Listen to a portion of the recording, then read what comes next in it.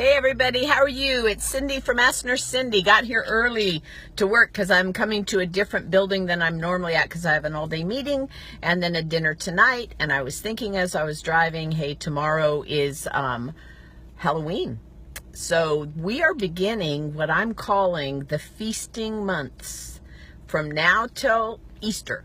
I want you to think about what we're going to be facing as those of us. Hi, everybody, as you're joining. Hey, Kim, how are you? Good morning, sweetheart. As we are entering into, tomorrow starts the really big, Halloween. And, of course, all about the candy, which none of us need.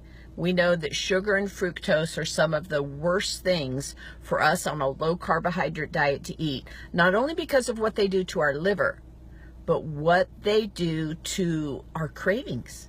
And if you are like many that I have heard of, I have not had a single piece of sugar or candy in 2 years, 2.5 years now. Don't plan on doing it. But we have, okay, so let's start listing them.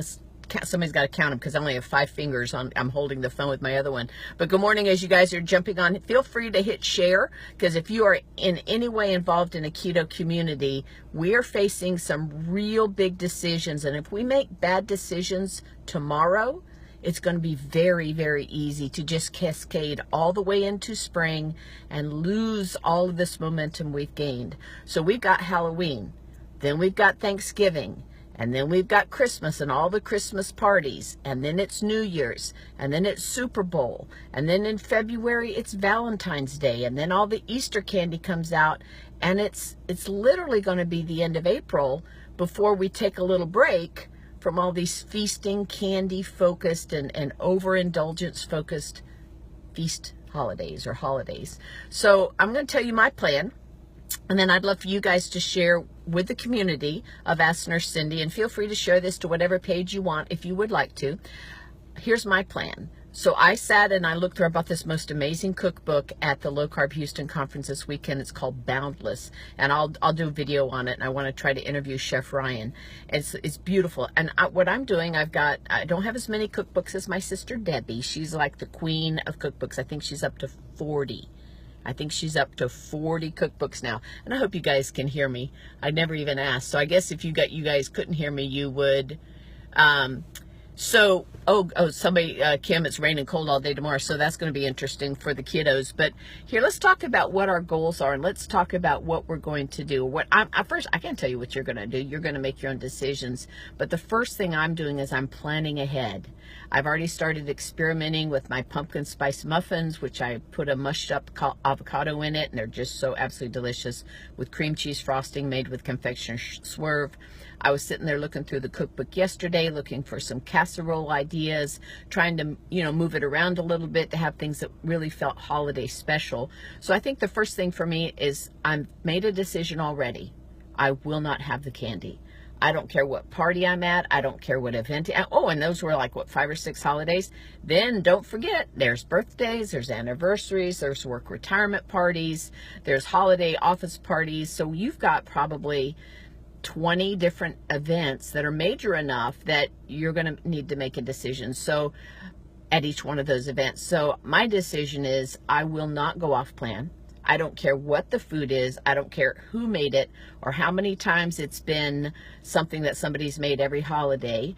There's loving ways to say no thank you. There's loving ways to stand up for yourself and choose, if that is your choice. Now, if you choose to have a different plan, that is certainly up to you. But I've had so many of you guys tell me I decided I'd go on a cruise, or I went on, it was my birthday and I wanted to blow it out. And one choice cascades into something where it's weeks or months before you gather yourself back up and say, ugh, that was a bad choice. Because there's no food, Christy Honeycutt Sullivan says there's not a single food that we will eat that we will, no, let's see, she says she's never regretted not eating something. In other words, there's times you'll regret eating something, but you'll never regret passing up a special treat, this, that, or the other. There's such a feeling of empowerment. There's such a feeling of being in charge and in control versus letting food rule you or others rule you.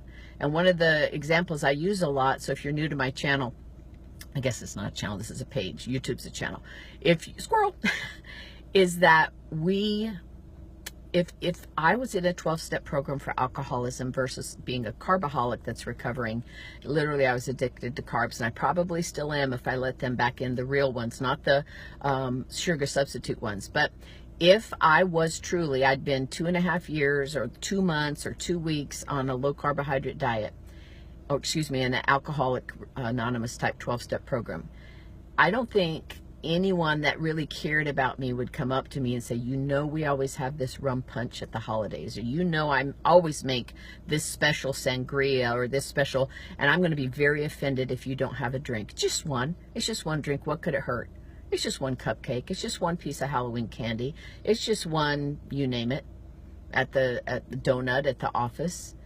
For me, and I really, some of you guys, my daughter Lauren can make a choice and then get right back on plan.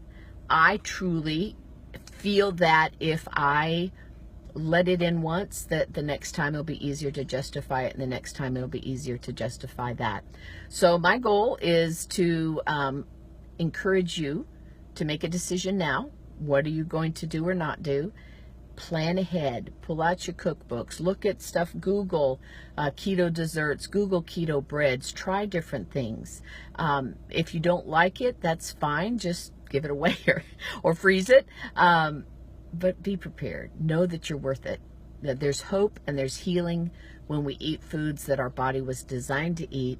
Most is preservative-free as you can, gluten-free as you can. Gluten is such an amazing trigger for inflammation for so many people, for eczema, for joint aches and pains, as is sugar. So that's it for me. Go ahead and type in what you're going to do. How are you going to handle this? What are your decisions you're going to make ahead of time versus saying, well, I'm going to go to this party and I hope I do all right. I'm in this all day. I've got like a 14-hour day today, and it's all day meetings, and then we've got a dinner tonight. So you can bet your bottom dollar in my briefcase, I've got things that I will be able to pull out, that Duke sausages, I've got a few almonds, I've got one of the chocolate muffins I make with cream cheese, I've got a pumpkin, more than I need in any given day. But I would so much rather, if I am at the point that my stomach's caving in, I feel like I'm so hungry, that I can pull something out. I may not eat a single one of them today, but I've got a backup plan. So what's your plan? Make decisions that your health and your freedom and your pride you have in how far you've come is so much more valuable than a temporary flavor, a temporary taste that may or may not kick you into a cascade that you'll regret come spring. So I hope that helps.